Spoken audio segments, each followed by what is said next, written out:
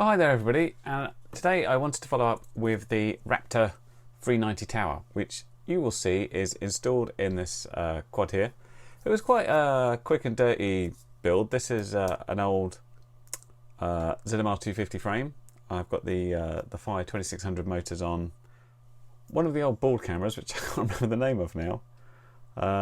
Your normal X4R receiver, Away 200. And it all went together pretty nicely. I was getting pretty excited because you can see this little tower of the ESC and the flight controller. It doesn't even come to 15mm, that whole thing. It's pretty much, this is a normal power distribution board, and the whole 4-in-1 ESC was about the same size as that, which is crazy. So I was getting really excited. I mean, it's a bit rough and ready here because I couldn't be bothered to cut my motor wires down, so it's just a bit of tape over the top. But I could see how this was going to go on a really small, like 190, even 180 frame, and you can make that so sleek because those thin little legs on those racing quads, you see quite a lot at the moment, and you can't stuff a big 30 amp ESC on them. So the fact these are all in there, they would talk one shot, not dshot, that's the downside, we'll come to those later, was really good. So I had this set up, it was all working. I was just going to do a motor test to check the directions before I went into BL heli, and then it didn't work anymore. Basically the ESC stopped initializing, and it's broken. As far as I could tell, it is broken.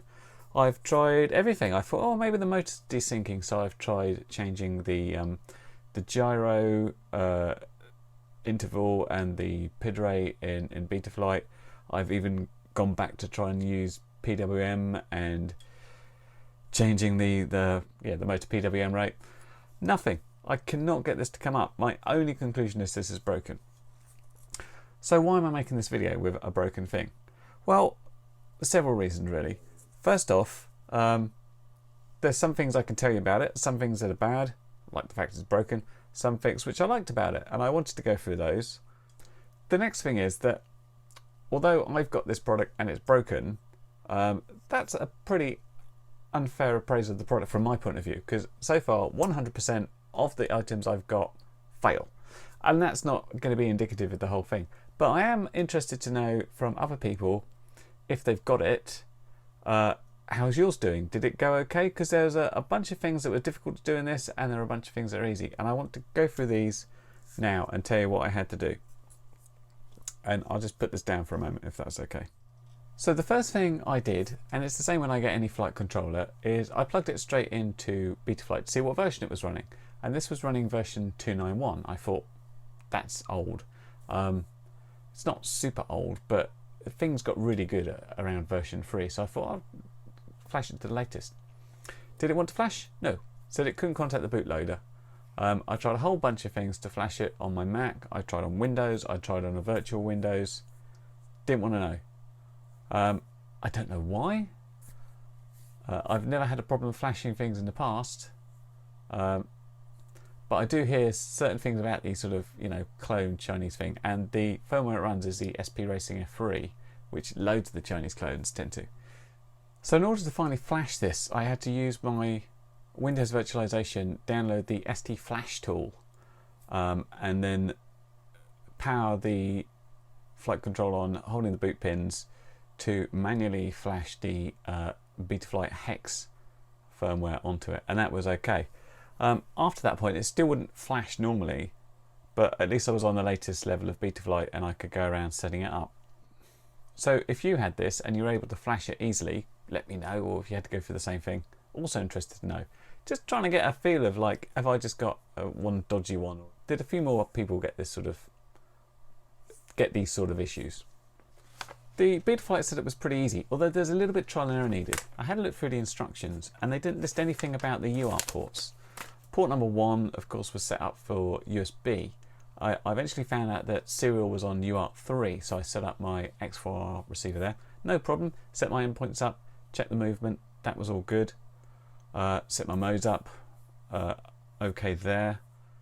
The ESC should work on one shot 125, one shot 42 and multi-shot. So I initially put this on 1shot 125, as I thought that's a simple, easy thing to work.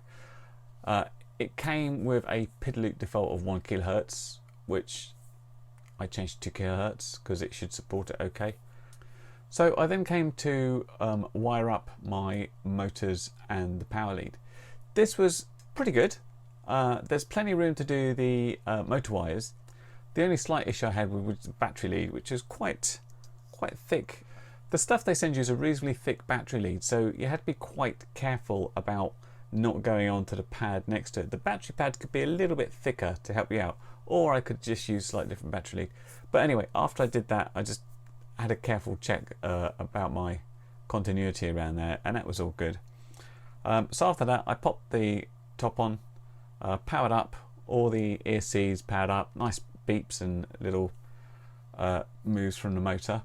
Although I did notice, because I checked my VTX was getting power okay and it was sending an image and the camera was coming on. Nice and easy to connect those as well, because they've all got points to connect on the board, so you've got nothing flying around. That bit I really liked. However, when I looked at my screen, I found that the OSD was saying no signal, flashing that up.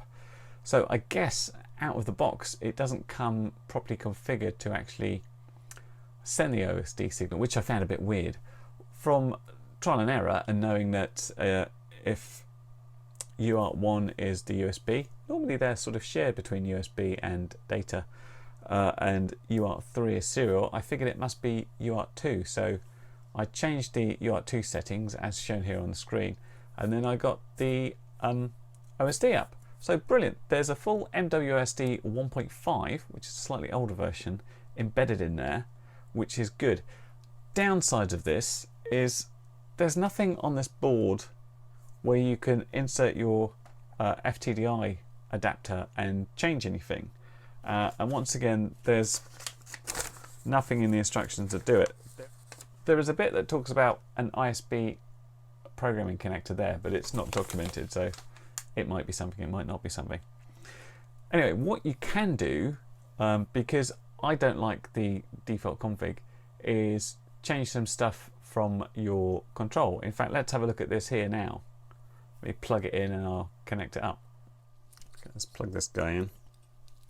Now I have got a camera here, which works. Hello, but I'll keep the lens cap on, just because it's easier to see the screen.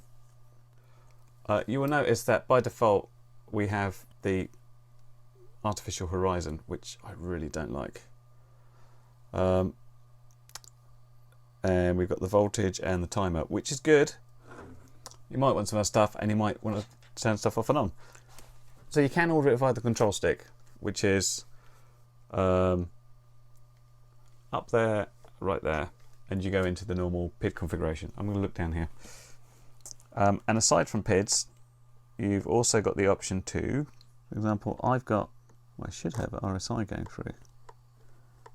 I'm going to display that, and it's going through the flight control on channel 7, and we certainly do not want the horizon or sidebars or scrolling bars. Thank you. Now this is the interesting one. You notice the signal says PAL. So it's set up by default to be PAL, and I happen to have a PAL camera on at this time.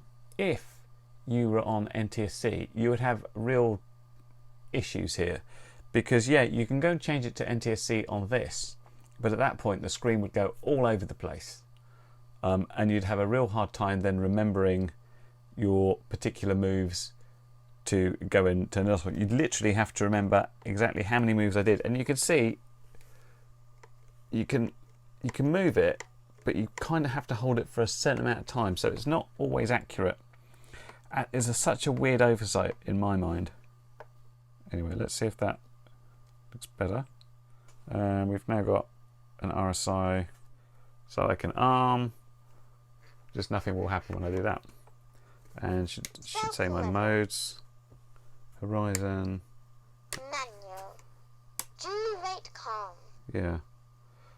That's one thing. Because this is 1.5, it doesn't have air mode, G-rate off. which should normally go there. Let's just show you how you change that NTSC signal and the problem it might give you. So if we now say change to NTSC,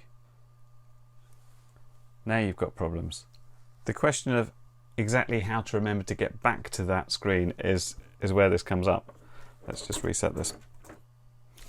As you can see, I didn't save that, so I haven't got a problem. I've just got my normal stuff saved. 30 seconds. So you see, it was looking really good. Tiny little thing, 430 amp ESCs, F3 flight controller, taking up a tiny amount of space, and an OSD built in, and you just got some motor wires, and you didn't need anything. Like the camera went in, the receiver went in, the VTX went in. It was just a single unit. I was really, really excited about flying this, and this, you know, it wasn't a hard build, but it still spent hours putting this together. And then I plugged the battery in one time, and literally there's nothing. Previously, the normal little motor shakes. Next time, nothing. And I've wondered if it's something I did myself. I went back and I changed all the stuff in Betaflight back to how it was exactly. But I just can't get anything. I have to assume there's some sort of electrical component that's fouled there. Not that I can't talk to the ESCs. I can have a look at them and BL Heli and change their settings. And clearly the power distribution stuff still works. That's all fine. But it's just broken. So from my point of view, I can hardly recommend this as something good, which is a real shame because it seemed to have such good potential. But you know, there's good things and bad things about the setup. I struggled with the flight controller to get it flashed. I think the OSD could do with a programming interface for it, and it could do with not breaking when I'm trying to test it, but I don't know.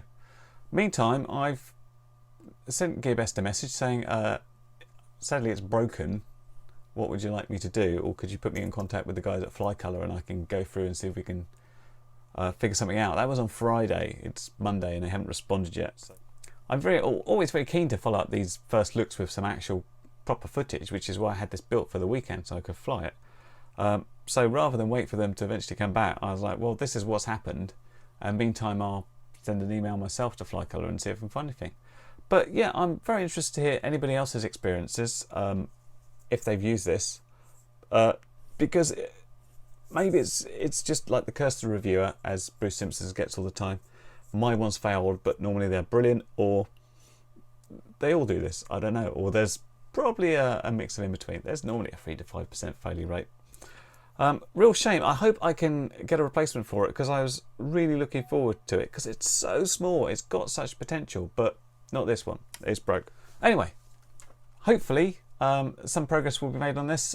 Otherwise, I'm going to go back to looking at some other stuff, some builds and some tutorials, and I will see you next time. Bye for now.